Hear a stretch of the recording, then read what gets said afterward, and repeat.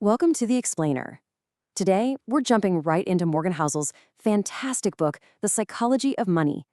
We're going to distill the timeless lessons on wealth, greed, and happiness, all from his final summary chapter. Okay, to kick things off, I want to tell you a pretty shocking story from back in 1931. Now, it might seem a little random, but stick with me because it reveals a huge and kind of dangerous flaw in how we think about professional advice, especially when it comes to our money. So, picture this. It all starts with a man named Clarence Hughes. He walks into his dentist's office with a just awful, radiating toothache, really just desperate for some relief. The dentist puts him under, which, back then, was pretty crude stuff. And while Clarence is completely out, the dentist decides, he's just going to take matters into his own hands and solve the problem as he sees fit. And the result is, well, it's just staggering. Clarence wakes up to find 16 of his teeth are gone, and his tonsils have been taken out too. He never, ever agreed to any of it. A week later, he actually died from complications. And the lawsuit that followed? It wasn't even about malpractice. It was about something much more fundamental. A total lack of consent. So why am I telling you this wild story about a dentist from the 30s? Well, it's because it's a perfect parallel for the huge shift we need to make in our financial thinking. You see, for most of history, medicine basically ran on the idea that doctor knows best. Their job was to fix the disease, and what the patient thought, pretty much irrelevant. But that has totally changed. Today, the focus isn't just on the disease. It's on treating the individual patient, making decisions together. As Dr. J. Katz put it so powerfully, it is dangerous nonsense to think a doctor's good intentions are enough. And why is that? Well, because every single one of us has wildly different values, fears, and goals. Our personal story is a critical piece of the puzzle. And that right there, that brilliantly illustrates the exact same leap we need to take with our money. We have to stop hunting for the one single best investment and start focusing on the strategy that is personally right for us, based on our own unique life. So here's the bottom line, the crucial point of all this. No one, and I mean no one, can give you the perfect financial advice because they're not you. They don't know what you want, when you want it, or why. There are definitely universal truths about money, but there are no universal answers.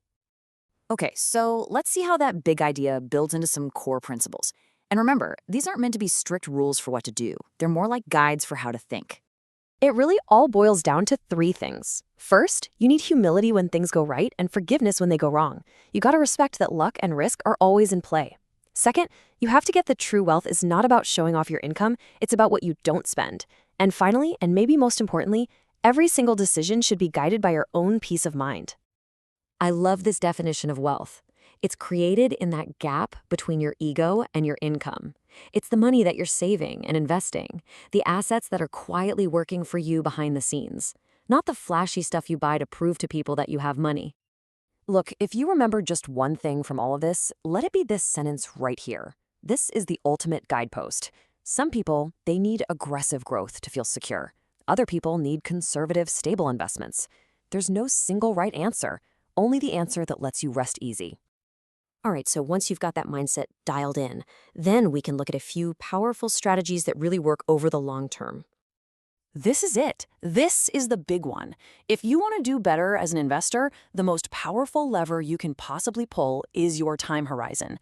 Time is the magic ingredient, It's the force that lets small advantages compound into fortunes and makes big mistakes just fade away.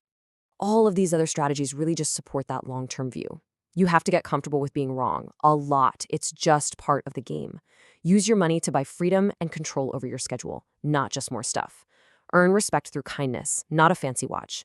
And finally, just save. Save for the surprises you can't possibly see coming, because trust me, they will happen. Okay, this next idea is a huge mental switch you have to flip. Market volatility, doubt, uncertainty. Those aren't fines you pay for messing up. No, they are the fees you pay for admission to the theme park of long-term returns. See it as the price, not a penalty.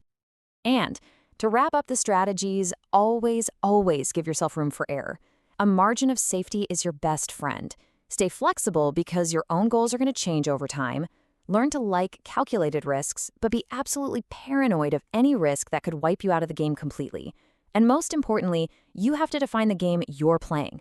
Don't take your cues from a day trader if you're saving for retirement in 30 years. So you take all these ideas, the crazy dentist story, the mindset shifts, the long-term strategies, and they all boil down to one final, really empowering takeaway.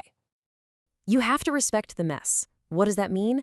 It means understanding that smart, reasonable, incredibly well-informed people can look at the exact same information and come to wildly different conclusions about money. And that's okay. They aren't crazy, they just have different goals, different timelines, and different appetites for risk. So in the end, the goal of managing your money isn't to find some mathematically perfect strategy that exists in a textbook.